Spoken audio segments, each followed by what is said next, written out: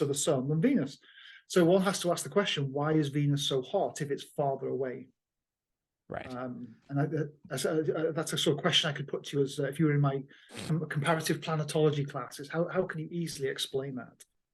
Well, I know Mercury's atmosphere has been largely stripped due to the stellar wind, and so there's not going to be much trapping the heat there. And so we know the greenhouse effect is a big part of Venus's sort of atmospheric dynamics, because it's got that very high carbon dioxide content atmosphere, like Earth in 150 years. So I mean, but it's really, so I assume it's the greenhouse effect. But it's really interesting that just the greenhouse effect can make Venus, the surface of Venus, hotter, much hotter than a planet that is way, way closer to the sun. Yeah, I mean that's the right answer, but it's extreme. It's called a runaway greenhouse effect. It's very extreme, and the sort of, you mentioned carbon dioxide, which is a pretty bad greenhouse gas, of course, that we have here on Earth. But the greenhouse, the atmospheric content of Venus is about 96% carbon dioxide, so it has an enormous amount. Yeah, it's huge compared to us. I can't remember what we are. We're about I think we're at like 80 or 85. Yeah. I forget what the last statistics were from. Yeah, it's getting worse. But well, it turns out Earth, just for the record, Earth does need a wee bit of greenhouse effect as well. Otherwise, we'd be quite cold. We do need sun.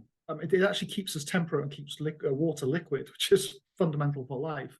And for a nice gasoline companies are like, huh? What? We need CO2?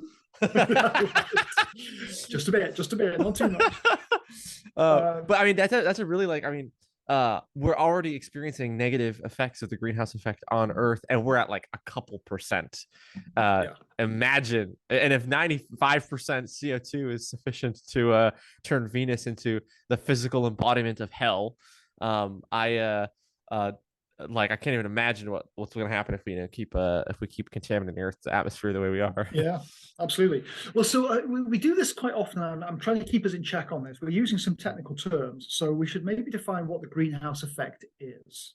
Ooh, that's a great idea. Yeah. So for those that don't know, the greenhouse effect is a phenomenon that occurs when you have an atmosphere on a planet that is capable of reflecting infrared emission, basically back down to the surface.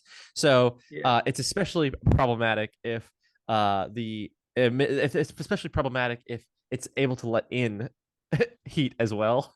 But basically, if you have this atmosphere that is capable of trapping heat, as the planet captures heat, it can't release it back and emit it back into space, and so over time it gradually heats up. And there's issues that will occur. So that's just the regular greenhouse effect, and it's called the greenhouse effect because if you've ever stepped into a greenhouse, it's designed in such a way that the shape and composition of the glass and the greenhouse itself will let light in and sort of let it bounce around and heat up the interior.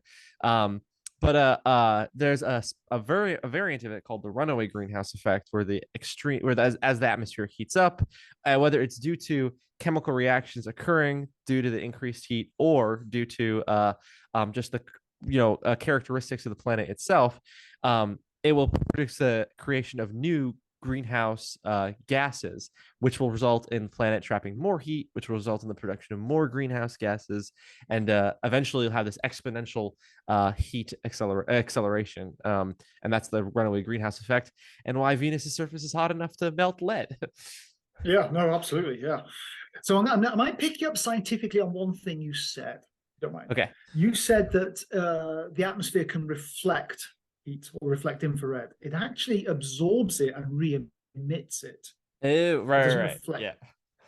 Yeah. So that's, I realize that's a sort of technicality, but we're trying to get some science out into the population here. We should be precise. You're absolutely I think that's what. Well, it's one of those things that, sometimes when you do these kinds of things, people can say, well, you didn't say that correctly. Well, we make mistakes as scientists, but the terminology is a very interesting one there. Because here on Earth, of course, a lot of the greenhouse effect is from CO2 and methane, but also water vapor. And water is wonderful at absorbing infrared light, and that's basically what the ground emits when it gets warmed up by the sun. and then it sort of makes the water molecule vibrate, and it makes it rotate, and then it re-emits that infrared back. Now, that direction can be random, right? It doesn't have to be out into space. It can be laterally or back down, and that's what's trapping the heat and why the atmosphere warms up. So if it is if it's unidirectional, sorry, if it's omnidirectional, it doesn't matter which direction it gets emitted.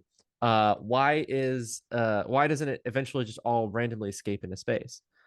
Like, sure, some of it will get reflected back down, re-emitted back down, but eventually at some, if there's a 50-50 chance of it getting emitted into space, it won't get recaptured theoretically. So why doesn't it eventually just leak into space? It seems like what I'm saying is it seems like a pretty efficient cooling mechanism. Yeah, and I understand it. It's actually a timescale effect, because if the Earth's surface, for instance, I mean, Venus must be doing something similar. If the Earth's surface is emitting infrared once it warms up, if the general direction is towards space, that may take, let's be generous and say, a couple of hours. I don't know the timescale, but let's say it's a couple of hours. But if it intercepts a carbon dioxide molecule or a methane molecule or a water molecule, does its rotation and vibration, and then re-emits, there's actually a really good chance of it's probably greater than about, well, whatever, it must be at least a half, it must be 50%, as you've said, because obviously 180 degrees that way or 180 degrees anywhere else, that it gets redistributed either sideways, laterally, or downwards. But then it can be reabsorbed by another molecule of one of these molecular species, or the Earth itself. So what that means is it could travel between multiple molecules or the Earth or a tree or a building many, many, many times. So if it would have taken 3 hours to begin with, it may take 300 hours for that one photon of infrared light to get out. Or during that 300 hours, many more infrared photons have been generated. So the net effect is the temperature goes up, even if that individual infrared photon will eventually make it into space. That is really, really cool. The kind of random walk nature of that. It's a random walk, exactly. Yep. You're sort of playing with the random walk effect. Yeah. So the more greenhouse gases you have, the more steps you're forcing this photon to take in its random walk. And that means that photon stays in Earth's atmosphere and effectively heats up the atmosphere. Yeah. That is really, really cool. I love that explanation. You're so good at explaining stuff like that. I feel like science concepts like that in the news, like they'll talk about more greenhouse gases, Earth atmosphere heating up. But I feel like it's easy to disconnect yourself from the fact that what does it mean when we say that Earth's atmosphere is heating up? And it's literally I'm not sure what I did there. That was lovely. Was that greenhouse effect, or you're just happy birthday? I don't know.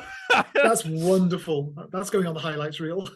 Yeah, I have no idea what I did. I know if you do a hand symbol, it'll put something up, or it should have balloons. Did you do that? Okay, yeah. So if I do this, it'll raise my hand in the Zoom call. Oh, you're right. There it is. Oh, yeah. I didn't know that. No, really. And it should be able to recognize a hand, but oh yeah, here we go. So if I hold it up like this, it'll do that. How did you get balloons? I don't know how the hell I got balloons. That's phenomenal. I love it. This is the best video we've ever done. This is, yeah. Sorry. Yeah. But I feel like it's easy to disconnect when you say the atmosphere is heating up. What does that actually mean? And it's literally the gas molecules in the atmosphere are retaining more infrared photons. That's all that. Oh, yeah. So there's that wonderful effect. Yeah. Oh, sorry to interrupt. Yeah, there's that wonderful effect where cloudy nights are almost always warmer because, of course, you're getting effectively a localized greenhouse effect. Oh, that's a brilliant connection. Yeah, I mean that happens, right? When there are no clouds in the sky, it can get pretty darn cold, even in the summer or in deserts, for instance, when there's no clouds. The temperature at night can really drop. This makes perfect sense. So when you have a vehicle emits greenhouse gases, right? A combustion vehicle. Okay. So that means deliveries and stuff, planes flying all over the world, trucks delivering stuff, packages to your door, that puts out lots of greenhouse gases, right? Mm-hmm. Yep.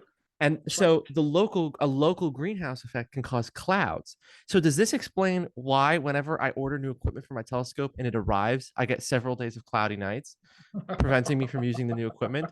I think you're just unlucky, Joseph. Well, are you a climate change denier, David? That's right. Clouds avoid me when I go observing, so it must be all you, my friend. Yeah, you have. That's, I think, the mark of a true astronomer is your unnatural luck when it I comes to know. clairvoyance. I'm like an anti-nublar or something, you know. Yeah. Well, so back to Venus, right? So all those Yep. clouds, they really do help us give that extreme greenhouse effect. But there's another natural consequence of that is that they are also good at reflecting sunlight, just like our clouds reflect sunlight at the top of the atmosphere. So Venus appears to be very, very bright. So it actually, as I think you mentioned at the start of the show, it's the third brightest natural object in the sky. And one of the biggest reasons is it has this very, very thick cloud deck. That Really? face you Wait, made so is if Mercury was the size of Venus, no atmosphere, was at the distance of Venus, it wouldn't be like it wouldn't be the third brightest object in the sky. I'm sure there'd be no, a bit of a brightest difference, but oh, it'd be much less faint, much less bright. So in fact, I think we talked about this maybe as we were putting the notes together. So the albedo, the reflection factor of the Earth, is about 36%, I think, something of that order, 34, 36%, which means from space, as you look at it, about 30% of the light is reflected back into space by the clouds, by the atmosphere, by the oceans, the landmass, whatever. 36%. Yeah, well, on the Venus, it's double. So it's highly reflective, which is incredible when you think about it. Just incredible. Oh my! I mean, to give you guys like some context, like the brightest brightest an object can be is 100% albedo, and the brightest objects in the solar system are like around in the 90% albedo. It basically tells you what percentage of your surface is acting like a mirror, effectively, just reflecting all the light that comes on it. And to have, I mean, it sounds like you're saying it's around a 70% albedo, which is just absurd for a planet. Like, yeah, it's a little bit higher. I can't remember the exact number, but it's in the 70s. So I think it's over two times more reflective than Earth, which is why it's so bright. Especially, of course, because it's an inner planet, as in inside the Earth's orbit. You only see it either before sunrise or just before sunset, when it's highly visible. It reflects an awful lot of sunlight. That's why it's so bright. I mean, like the kind of things that are in the solar system that are that bright are usually like icy comets and like just like moons that are just made of snow. Pristine comets that aren't dirty. Absolutely. Yeah, that's unbelievable.